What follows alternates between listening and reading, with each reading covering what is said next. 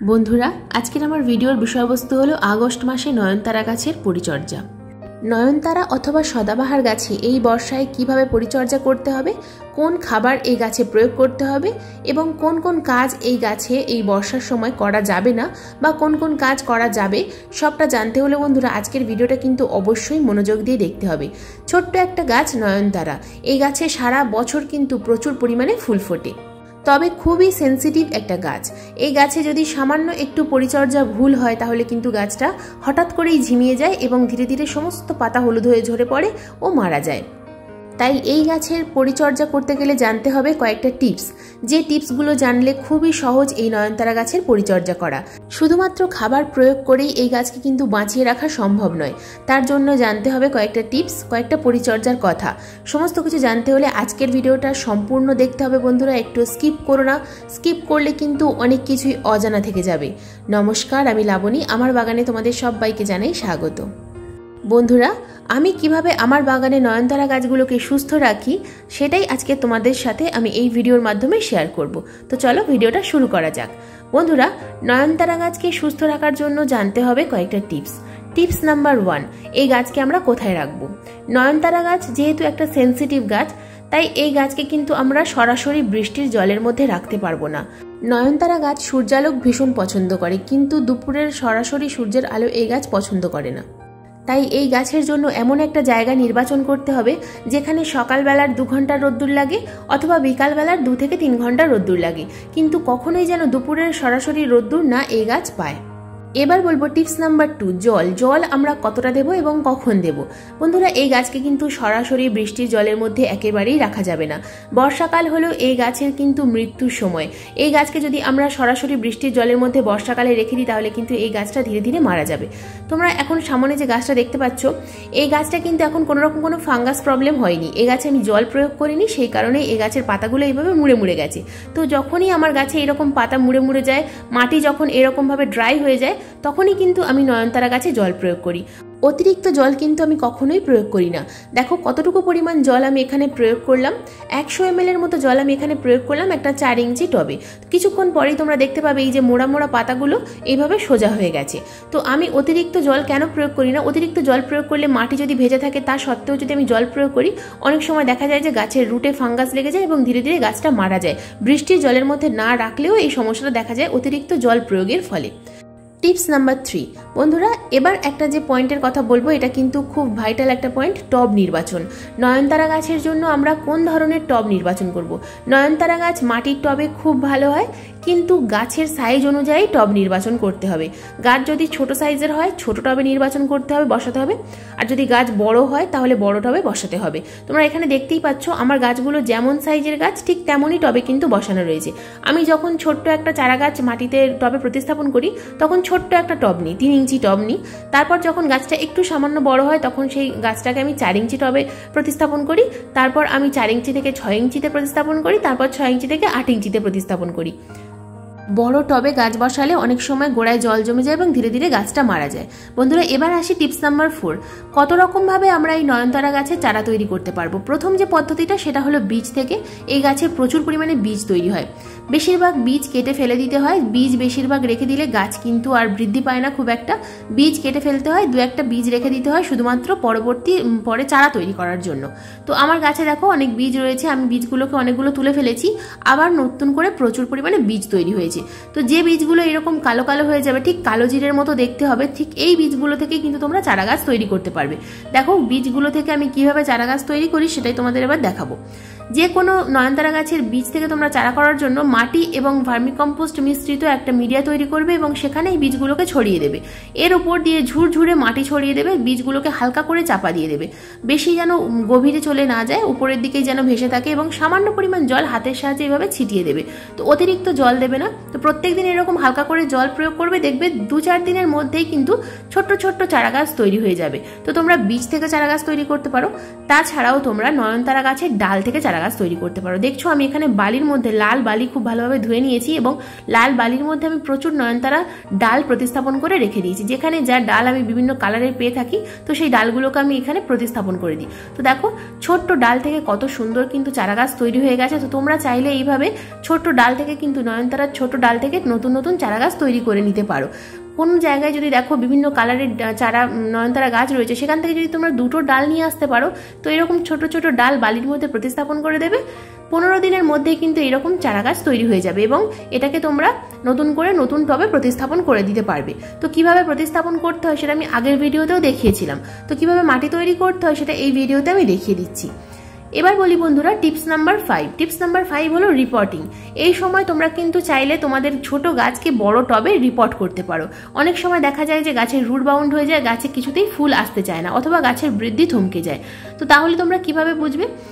Drainage whole দিয়ে অনেক সময় দেখা যায় যে গাছের রুট বেরিয়ে আসছে অথবা গাছের বৃদ্ধি বন্ধ হয়ে গেছে, তখনই বুঝতে হবে যে গাছের রিপোর্ট করার সময় চলে এসছে। তো এটা কিন্তু খুব আদর্শ সময়। এখন যেহেতু আবহাওয়া ঠান্ডা রয়েছে, তো এই সময় তোমরা রিপোর্ট করতে পারো। তো বন্ধুরা দেখো আমার যে টবটা রয়েছে, এই টবটা 3 ইঞ্চি টবে গাছটা রয়েছে। তো আমি 3 ইঞ্চি থেকে 4 ইঞ্চি টবে গাছটাকে শিফট করব। তো টবের ড্রেনেজ ব্যবস্থাটা খুব ভালোভাবে তৈরি করে নিতে হবে এবং এখানে একটা মিডিয়া তৈরি করে নিতে হবে। আমার এখানে যেটা দেখছো এটা হলো বেলে মাটি। যেহেতু বেলে মাটি তাই আমি এখানে আর বালি মেশাবো না। যদি তোমাদের এঁটেল মাটি হয় সেক্ষেত্রে তোমরা কিন্তু এখানে লাল বালি মেশাবে।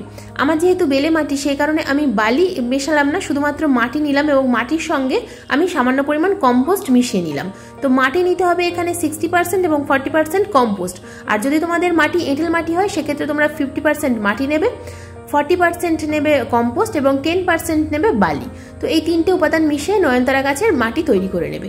তো খুব ভালোভাবে মিডিয়া তৈরি হয়ে গেছে, ড্রেনেজ ব্যবস্থাটাও খুব ভালোভাবে তৈরি করে নিয়েছি। নয়নতারা গাছের কিন্তু ড্রেনেজ ব্যবস্থাটা খুব ভালোভাবে তৈরি করতে হবে, তা না হলে কিন্তু বর্ষাকালে নয়নতারা গাছ মারা যাবে। তো দেখো আমি এবার কিভাবে গাছটাকে তুলবো সেটা তোমাদের দেখিয়ে দিচ্ছি। একটা টব থেকে গাছটাকে বের করার জন্য দেখো হাতের সাহায্যে এইভাবে আঙুল গাছের কাণ্ডের মধ্যে আমি দিয়ে দিলাম এবং হালকা করে যদি একটু টবটাকে আমরা আঘাত করি তো গাছটা কিন্তু এইভাবে টব থেকে বেরিয়ে আসবে। উল্টো করে দিয়ে টবটাকে একটু উঁচু জায়গায় যদি আমরা একটু ধাক্কা দিই, যে কোনো উঁচু জায়গায়, তো গাছটা কিন্তু সহজেই টব থেকে বেরিয়ে আসবে। তো এইভাবে গাছটা আমি রিপোর্ট করে দিলাম। দেখো পাশের যে গ্যাপ রয়েছে সেই গ্যাপে কিন্তু আমি মিডিয়া ভরে দিলাম এবং গাছটা আমার বড় টবে রিপোর্ট করা হয়ে গেল। খুব সহজেই এইভাবে তোমরা তোমাদের নয়নতারা গাছকে কিন্তু রিপোর্ট করে দিতে পারো। এইভাবে যে কোনো গাছকে কিন্তু এই সময় তোমরা রিপোর্ট করতে পারো বর্ষাকালে। এবং দিয়ে দিলাম সামান্য পরিমাণ জল, ভরপুর মাত্রায় এই সময় জল দিতে হবে। জল দেওয়ার পর লক্ষ্য রাখতে হবে যে জলটা ড্রেনেজ হোল দিয়ে বেরিয়ে যাচ্ছে কিনা। তো যতটুকু পরিমাণ ছোট টব তো সেই রকমভাবেই তোমরা জলটা প্রয়োগ করবে, অতিরিক্ত জল দেওয়ার কোনো প্রয়োজন নেই।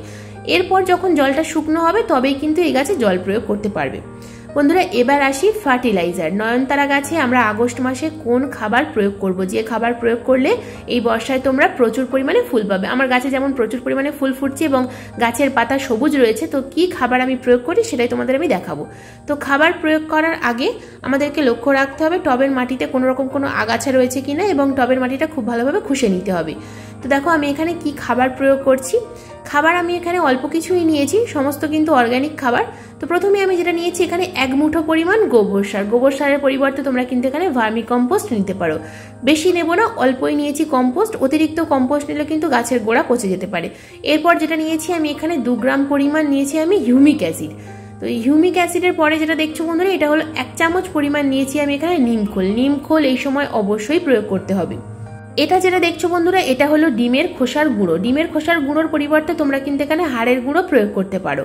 দুটোর মধ্যেই ক্যালসিয়াম রয়েছে, ফসফরাস রয়েছে, তো তোমরা যে কোনো একটা গাছের মাটিতে প্রয়োগ করতে পারো। যেহেতু বর্ষাকাল তাই আমি হাড় গুঁড়ো প্রয়োগ করছি না, ডিমের খোসার গুঁড়ো প্রয়োগ করছি।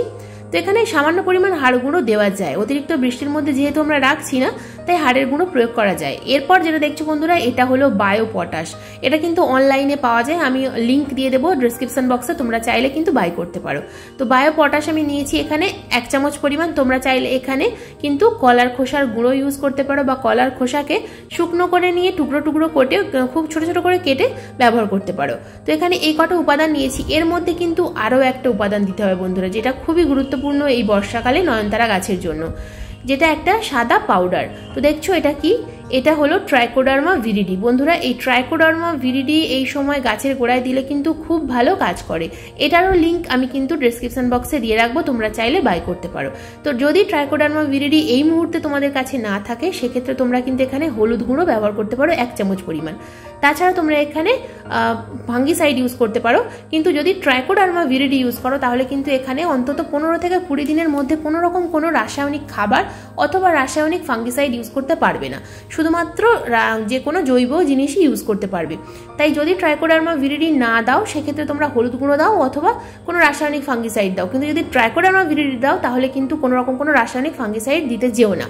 তো দেখো আমি গাছে খাবার প্রয়োগ করার আগে খুব ভালোভাবে টবের মাটিটা খুশে নিচ্ছি। উপর থেকে সামান্য পরিমাণ খুশে নেব, খুব বেশি ডিপে খুশবো না, গাছের রুট যেন কেটে না যায় একটু লক্ষ্য রাখতে হবে। উপরের দিকের ফিডার রুট কেটে গেলে কোনো অসুবিধা নেই, কিন্তু নিচের দিকের মোটা রুট যেন কেটে না যায়। হালকা করে খুশে নিলাম এবং কিনারা বরাবর একটা গ্যাপ তৈরি করে নিলাম। এই গ্যাপের মধ্যে আমি খাবার প্রয়োগ করব। যতটুকু খাবার দেখালাম সবটা খাবার কিন্তু এই 6 ইঞ্চি টবে প্রয়োগ করছি। যদি তোমাদের গাছ 8 ইঞ্চি টবে থাকে তাহলেও এইটুকু খাবারই কিন্তু প্রয়োগ করবে। যদি আরও ছোট টবে থাকে সেক্ষেত্রে এখান থেকে 1 মুঠো পরিমাণ খাবার কিন্তু কম করে নিলেও তাহলে ভালো হয়। তো সম্পূর্ণ খাবারটা আমি কিন্তু এখানে প্রয়োগ করলাম। দেখো টবের কিনারা বরাবর প্রয়োগ করে দিলাম। এই খাবারটাই তোমরা আগস্ট মাসে প্রয়োগ করো, তাহলে দেখবে কিন্তু দুর্দান্ত রেজাল্ট দেখতে পাবে। আমি এই গাছে সামান্য কিছু খাবারই প্রয়োগ করি এবং সম্পূর্ণটাই অর্গ্যানিক খাবার প্রয়োগ করি প্রত্যেকবারই। তো তাতেই কিন্তু গাছে প্রচুর পরিমাণে ফুল আসে, খুব বেশি অতিরিক্ত যত্ন করার প্রয়োজন হয় না। তো বন্ধুরা খাবার প্রয়োগ করার পর এখানে দিয়ে দিলাম সামান্য পরিমাণ জল। প্রথমেই বলেছি অতিরিক্ত পরিমাণ জল নয়নতারা গাছ কিন্তু একেবারেই পছন্দ করে না। অতিরিক্ত মাত্রায় জল দিলে টবের মাটি যদি সব সময় ভেজা ভেজা হয়ে থাকে, কাদা কাদা হয়ে থাকে, তাহলে কিন্তু নয়নতারা গাছকে তোমরা বাঁচাতে পারবে না। আমি যেভাবে তোমাদের মাটি তৈরি করা দেখালাম ওইভাবে মাটি তৈরি করবে, গাছ প্রতিস্থাপন করবে, নয়নতারা গাছের কিন্তু কিচ্ছু হবে না। এবং সরাসরি দুপুরে রোদ্দুরে রাখবে না। শীতকালে তোমরা সরাসরি দুপুরবেলা রাখবে, কিন্তু বর্ষাকালে এবং গ্রীষ্মকালে সরাসরি কখনোই দুপুরবেলা চড়া রোদ্দুরে রাখবে না এবং সরাসরি বৃষ্টির জলে একেবারেই রাখবে না। মাঝে মধ্যে তোমরা ট্রাইকোডার্মা ভিরিডি 1 লিটার জলে 2 গ্রাম গুলে গাছের পাতায় কিন্তু স্প্রেও করতে পারো, তাহলেও খুব ভালো রেজাল্ট দেখা যায়। অথবা হলুদ গুঁড়ো জলে গুলে গাছের পাতায় স্প্রে করতে পারো, তাহলে ফাঙ্গাস প্রবলেম কিন্তু গাছের মধ্যে থাকে না, প্রচুর পরিমাণে ফুল আসে। তোমরা দেখতেই পাচ্ছ কত ছোট ছোট গাছে প্রচুর পরিমাণে ফুল ফুটেছে এবং প্রায় প্রত্যেকটাই কিন্তু হাইব্রিড ভ্যারাইটির নয়নতারা। তো বন্ধুরা এই ছিল বর্ষাকালে নয়নতারা গাছের পরিচর্যা। আমি যেভাবে দেখালাম এইভাবে পরিচর্যা করো, দুর্দান্ত রেজাল্ট কিন্তু দেখতে পাবে। সরাসরি বৃষ্টির জলের মধ্যে রেখো না, তাহলে তোমাদের নয়নতারা গাছ নিয়ে আর কোনো রকম কোনো চিন্তা থাকবে না। আজকের ভিডিও এই পর্যন্তই। ভিডিওটা কেমন লাগলো অবশ্যই কমেন্ট করে জানাবে। যদি কোনো রকম কোনো প্রশ্ন থাকে ভিডিও সংক্রান্ত তাহলে অবশ্যই কমেন্ট বক্সে কমেন্ট করবে, আমি যথাযথ উত্তর দেওয়ার চেষ্টা করব। আজকের ভিডিওটা যদি ভালো লেগে থাকে তো একটা লাইক করো, শেয়ার করো, হাইপ করো এবং চ্যানেলে যদি নতুন বন্ধু হয়ে থাকো তাহলে চ্যানেলটাকে সাবস্ক্রাইব করে পাশের বেল আইকনটা প্রেস করে দিও এইরকম নিত্য নতুন বাগান সংক্রান্ত ভিডিও দেখার জন্য। আমি প্রত্যেক দিন ঠিক সন্ধ্যা 6টার সময় এইরকম বাগান সংক্রান্ত ভিডিও আপলোড করে থাকি।